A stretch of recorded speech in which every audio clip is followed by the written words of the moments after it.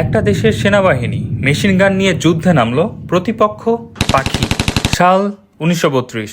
অস্ট্রেলিয়ার পশ্চিমাঞ্চলে হাজার হাজার ইমু পাখি কৃষকদের ফসল নষ্ট করতে শুরু করে। ইমু দেখতে উট পাখির মতো বড় এক ধরনের পাখি। কৃষকরা সরকারের কাছে সাহায্য চাইল। অবস্থা এত খারাপ হলো যে সরকার সেনাবাহিনী মোতায়েন করলো। সৈন্যদের হাতে দেওয়া হলো মেশিন গান, লক্ষ্য ইমু পপুলেশন কমানো। কিন্তু সমস্যা হলো ইমুরা কোনো সেনাবাহিনীর নিয়ম মানত না। তারা ছোট ছোট দলে ছড়িয়ে পড়তো, দ্রুত দৌড়াতো, আর গুলি শুরু হলেই পালিয়ে যেত। হাজার হাজার গুলি ছোড়া হলো, কিন্তু প্রত্যাশিত ফল পাওয়া গেল না।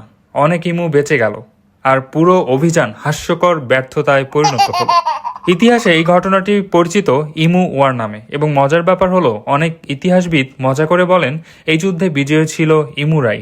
তবে এটা শুধু ফানি স্টোরি না, এটা দেখায় প্রকৃতিকে নিয়ন্ত্রণ করা সবসময় মানুষের ধারণার চেয়ে কঠিন।